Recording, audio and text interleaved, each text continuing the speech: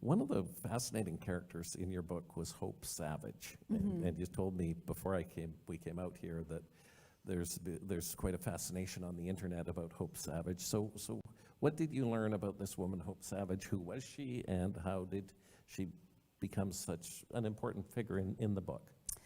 Yeah, well, Hope Savage was, if Allen Ginsberg was looking for God in India, I was looking for Hope Savage, because she was this woman who was sort of the great love of Gregory Corso's life. And she came from South Carolina, from a fairly large, prosperous family there, and was besotted with Shelley and the Romantic poets, and could recite Alistair's 7,000 lines, from memory. She was really into Wagner. She would, she was just kind of this odd duck, and she early on ran away from South Carolina and ended up in the West Village and hung out with a lot of the same people that Jack Kerouac and Burroughs and Allen Ginsberg hung out. But she was very restless, and eventually she was really the first of that whole circle to go to India. And India and Afghanistan and Iran and Russia and Capri, and I mean, she was just this incredibly restless, but she sort of ended up in India, and Gregory Corso kept saying to Allen, well, when you're in India, try and find hope. And of course, they did end up crossing paths, and both in Bombay and in Calcutta.